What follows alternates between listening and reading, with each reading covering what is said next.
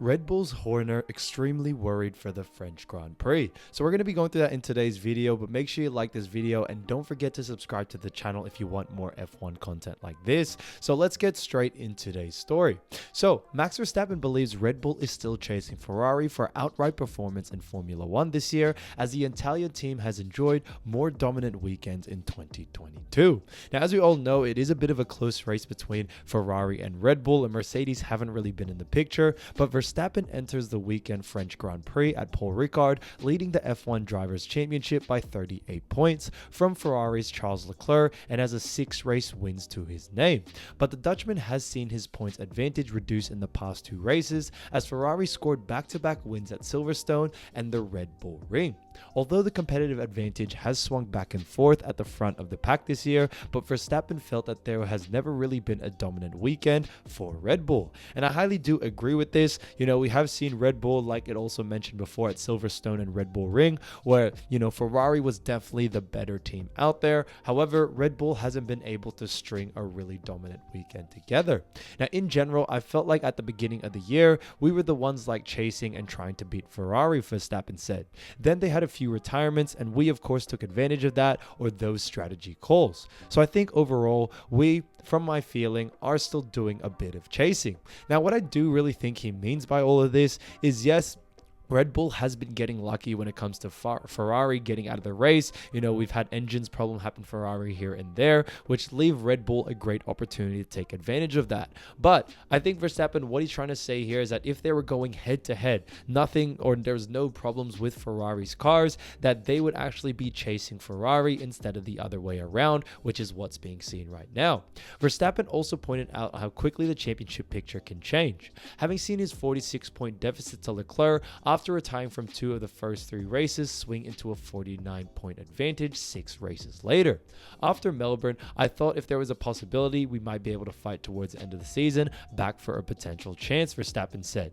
He continued to say, and then it quickly turned around, but that also shows that it can go the other way very quickly. So we always just have to be on it. We cannot make mistakes. And he really is true in saying this. Yes, he does have a pretty comfortable lead, but there's still enough races for things to happen where it can honestly go Ferrari's way. And I think this is what scares Red Bull a little bit. They are obviously trying to stay at the top of the pack and keep Verstappen at the top, but all it really takes is a couple of bad races and Ferrari could overtake that. Verstappen's highlighted the added weight of Red Bull's RB18 car compared to the Ferrari that was costing up lap time, and warned against complacency when it came to the development battle. We still need to bring updates to the car, and we need to work all the time, and it's no guarantee, Verstappen said. People say Red Bull has been really good in the past and bring upgrades and development, but this year we have to show it again, because every year if you start thinking like that, then normally you fall behind because you think you that good.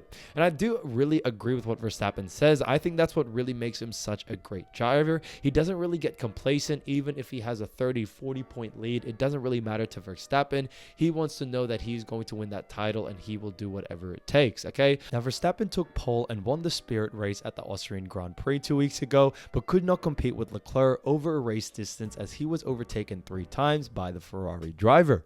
Verstappen struggled more on the hard compound tire than Leclerc, but felt the deficit to Ferrari was not only tires related. I think also the way we set up the car, not purely from setup, but just also the package of the car, I think was not correct in Austria, which we found out, Verstappen said. So I hope with the things we learned that in general, I think we'll be more competitive. And I think this is really important to understand, that Verstappen really understands the car, and hopefully him, Horner, and also the rest of the team at Red Bull are really understanding what's going on and how they can fix this problem. Now, Verstappen does say that Red Bull has realized that they haven't got the best out of the package in the Austrian Grand Prix, which we talked about, and Charles Leclerc won the last round at the Red Bull Ring, passing Verstappen early in the race and keeping his rival in check by running longer stints on his tires. Verstappen said the team's post-race analysis revealed that he could have prepared their RB18 better for the race. Despite the points that Verstappen does make, the advantage of Red Bull's lead in the Constructors' Championship, Verstappen believes the team have largely trailed Ferrari on performance this year. And like we talked about before, I honestly think Verstappen's standard is completely different, and that's what we really want to see from him.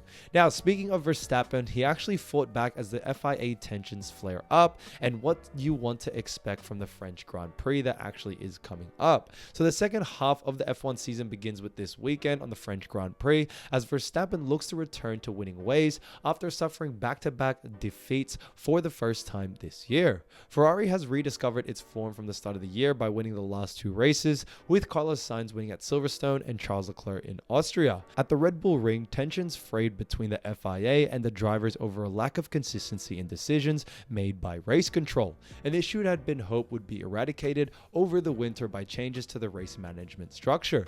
Specifically, these corners relate to track limits after a number of incidents went unpunished at Silverstone. Race control then clamped down hard in Austria to such an extent 4 drivers received time penalties for similar indiscretions during the Grand Prix. Following the driver's briefing on Friday, Vettel was handed a suspended €25,000 fine after he walked due to his frustration at conversations with the race directors going in circles. With the swaths of asphalt run off the Paul Ricard circuit, the issue is likely to be a hot topic again. Verstappen has scored 6 victories from 11 Grand Prix this season and enjoys a 38-point margin over Leclerc in the driver's standings. The British Grand Prix marked the first time this season the Dutchman had reached the checkered flag but not stood on the podium. After finishing second best in Austria, remarkably Verstappen is enduring his longest winless spell of this campaign. Yes, we know, all of 2 races, but the Red Bull driver has form in France after winning last year. Lewis Hamilton is the only driver to have won the current Paul Ricard configuration in 2018 and 19. Ferrari last won at the Avenue on a far shorter layout at Alain Prost in 1990. So I think this is going to be a huge story, and I think what is really going to change is, what they're going to be doing and the strategies that they have. Now, Horner hasn't really come out saying what strategies they are planning on doing when it comes to the French Grand Prix and how they plan to attack it, but it will be interesting to see if Red Bull can pull it together. Yes, the standard of Red Bull is a bit more higher, and it has only just been 2 races, but to Verstappen standard, to Red Bull standard, they're here to win it all and they want to do whatever it takes. Now, moving away from Verstappen, we also have his teammate Sergio Perez. So despite his 57-point deficit to championship leader and Red Bull teammate Max Verstappen, Sergio Perez is still gunning for overall glory in 2022. But the Mexican driver admits he and his team can ill afford any more DNFs as he looks to hit back in France. Perez has had one stage being 15 points behind Verstappen after winning the Monaco Grand Prix, but since that he has suffered from 2 retirements in 4 races, including a DNF last time out in Austria. Looking ahead to the French Grand Prix, Perez said he's searching for a redeeming result. After a tough weekend in Austria, it's great to be back racing and have a chance to put things right, said Perez. We have had 2 DNFs in the past 3 races and we can't afford in the championships, so I'm aiming to change this weekend in France. I'm still in contention for the Drivers' Championship, so personally it's important not to lose any more points. Last year I scored my 2nd podium with the team in France and I'm very looking forward to trying to repeat that.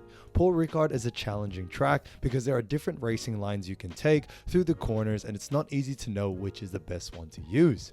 The high temperatures will also be a factor to consider this weekend, and physically it looks like it will be a very demanding race, and we will have to see how it goes with the tire degradation because of the heat. Teammate Max Verstappen won last year's French Grand Prix last year after passing title rival Lewis Hamilton on the penultimate lap of the race, and the Dutch driver is looking forward to getting back to a track on which he and the team have enjoyed success before, as he sets his sight on improving the tire degradation issues that cost him victory in Austria. We had a very good result last year in France as a team, said Verstappen. The track has a lot of technical and high-speed corners towards the end, so it will be important to look after the tires, especially considering it's going to be a very hot weekend.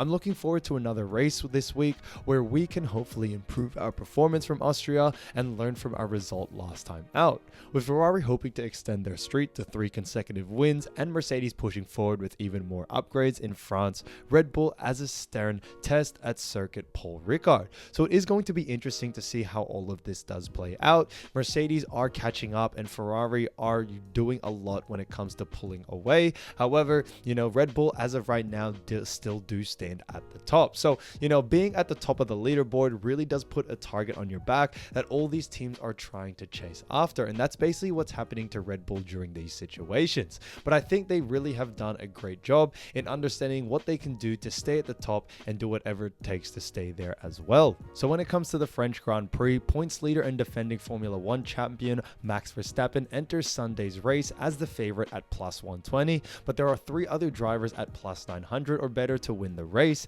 and that group includes Lewis Hamilton.